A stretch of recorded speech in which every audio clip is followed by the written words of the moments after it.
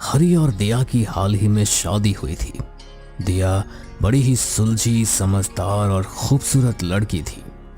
गांव में दिया की खूबसूरती के चर्चे हुआ करते थे, पर दूसरी तरफ हरी को पसंद नहीं था कि कोई दिया के बारे में बात करे। शादी को अभी 1 महीना हो चुका था और दिया गांव की औरतों के साथ घुल मिल गई थी। वो शाम में गांव की औरतों के साथ पानी भरने जाती और दिन भर घर के काम किया करती। दिया ने पूरा घर संभाल लिया था, पर एक रात जब हरी अपने दोस्तों के साथ सोडा की दुकान में बैठकर सोडा पी रहा होता है। राजीव भाई, तुम्हारे तो भाग्य खुल गए, परी की तरह बीवी मिली है तुम्हें। पर देखो तो बेचारी से दिन भर काम करवाता रहता है ये। भाभी के चर्चे तो पूरे गांव में है, देखना कहीं इस पंछी को कोई उड़ा ना ले जाए। क्या बोल रहा है तू? नहीं नहीं, ऐसा नहीं हो सकता, वो मुझे छोड़ नहीं सकती। वरना क्या हरी बाबू, जो होना होता है वो हो ही जाता है। और भला इतनी सुंदर लड़की तुमसे क्यों शादी करेगी? उसका तो कहीं चक्कर चल रहा होगा, इसीलिए घर वालों ने शादी करवा दी। राजीव और सुजल की बात हरी के मन में घर कर जाती है और वो अब हमेशा दिया पर नजर रखे रहता था। अगर दिया गांव की औरतों के साथ भी जाती तो हरी भी काम छोड़कर पीछे पीछे चल दिया करता। भाभी, दूध ले लीजिए। आई भैया। दिया जब दूध का बर्तन लेकर बाहर आई, उसने देखा हरी दूध वाले को बड़े बुरे तरह से डांट लगा रहा होता है। क्या भाई, अकेली औरत देखी नहीं कि आ गए दूध बेचने? जाओ जाओ, आज के बाद नहीं लेंगे दूध। दिया को हरी का बर्ताव अब काफी अजीब लगने लगा था। हरी ने देखते ही देखते सब्जी वाले का भी घर आना जाना बंद करवा देता है। मैं कुछ नहीं कहती, इसका मतलब ये नहीं कि मुझे कुछ नहीं पता। आप क्यों मुझ पर इतना शक कर रहे हैं? मुझे सब पता है, तुम बस मौका ढूंढती हो आदमियों से बातें करने का। हाँ, आप पागल हो गए हैं? छोड़िए, मैं जा रही हूँ नहाने। दिया पास के हैंडपंप में बाल्टी भरने लगती है कि तभी पीछे से हरी भी आ जाता है। तू दूसरों को दिखाने के लिए नहा रही है ना? मुझे सब पता है, तू अपनी खूबसूरती का कितना ख्याल रखती है। आप ये क्या बोल रहे हैं? जाइए, मुझे नहाने दीजिए। हरी अपने शक में इतना अंधा हो चुका था कि उसे खुद पर काबू न रहा और उसने दिया का सर जोर से हैंडपंप में दे मारा। दिया वहीं छटपटाती रही, तभी गांव की औरतें वहां आ गई और देखते ही देखते वहां भीड़ इकट्ठा हो गई। सारे गांव वालों के सामने दिया दर्द में तड़प रही थी, पर किसी की हिम्मत नहीं थी कि कोई उसे अस्पताल ले जाए। कोई इसे नहीं छुएगा, ये मेरी पत्नी है और कोई आगे आया तो मैं सबको मार डालूंगा। हरी अब पूरी तरह से पागल हो चुका था। उसने सारे गांव वालों को वहां से भगाया और दिया की लाश को घर लेकर चला गया। कुछ दिन बीत जाते हैं, गांव में सन्नाटा छा जाता है। कोई घर से बाहर नहीं निकल रहा था। खुशहाल गांव अब पूरी तरह से मायूसी के घने अंधेरे में घिर चुका था। न दिया की कोई खबर मिली और ना ही हरी अपने घर से बाहर आया। एक रात उसी हैंडपंप के चलने की आवाज आई। रात के सन्नाटे में आवाज पूरे गांव में गूंज रही थी। लगता है हरी पानी भरा है। मुझे तो बड़ा डर लग रहा है। वो आदमी अपनी पत्नी को नहीं छोड़ सकता तो गांव वालों को क्या ही छोड़ेगा।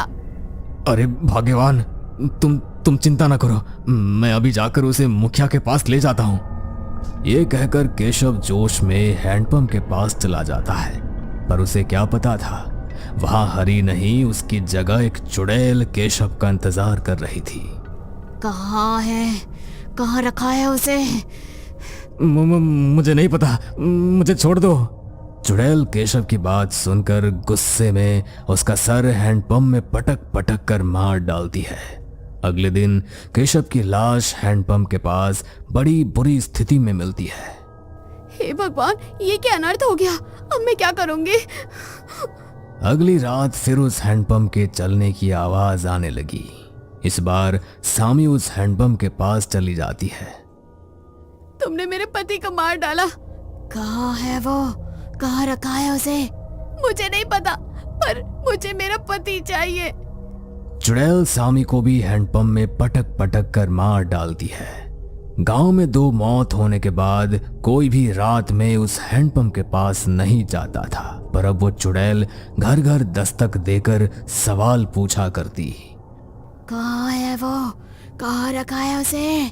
और जो कोई भी दरवाजा खोल देता, चुड़ैल उसे घसीटते हुए हैंडपंप के पास ले जाती और पटक पटक कर मार देती। अब पानी सर के ऊपर जा रहा था। धीरे धीरे कई लोग मारे गए। सरपंच जी, कब तक ऐसी चुप्पी साधी रहिएगा? ना आपने तब कुछ किया जब हरी ने अपनी पत्नी को मार डाला, और ना अब कर रहे हो जब वो चुड़ैल रोज किसी न किसी को मार रही है। सरपंच ने गांव वालों को शांत किया और गांव के बाहर एक प्रसिद्ध बाबा के पास जाकर सारी बातें बताई। तुम लोगों ने उसकी मदद नहीं की, और अब वो जो जानना चाहती है हमें उसे वो बताना होगा। बाबा गांव आ जाते हैं और हैंडपंप को रक्षा सूत्र से बांधकर हवन की तैयारी करने लगते हैं। बाबा ने खुद की सुरक्षा के लिए गांव वालों को मंत्र दिया होता है। रात हो जाती है। सारे गांव वाले डरे सहमे अपने अपने घर पर बाबा के दिए गए मंत्रों का जाप कर रहे होते हैं कि तभी चुड़ैल हैंडपंप के पास आ जाती है और जोर जोर से रोने लगती है। दर्द हो रहा है मुझे, बहुत दर्द। कब तक होगा? जब तक मुझे वो नहीं मिलता जिसे मैं ढूंढ रही हूँ। क्या ढूंढ रही है तू? शांति, मुझे शांति चाहिए, मुक्ति चाहिए। वो इंसान चाहिए जिसने मुझे ऐसी मौत दी है जो मैं नहीं चाहती थी। कहाँ रखा है मेरी लाश को? उसने ढूंढो ढूंढो, वरना सबको मार डालूंगी मैं। चुड़ैल दर्द से रोने लगती है। बाबा सरपंच और बाकियों को यह आदेश देते हैं कि हरी को वो लेकर आए। जब सब हरी के घर पहुंचते हैं, हरी, हरी, हमें पता है कि तुम अंदर हो, बाहर आओ वरना हम दरवाजे को तोड़ देंगे। काफी देर तक दस्तक देने के बाद भी हरी दरवाजा नहीं खोलता, इसलिए सारे गांव वाले मिलकर दरवाजे को तोड़ देते हैं।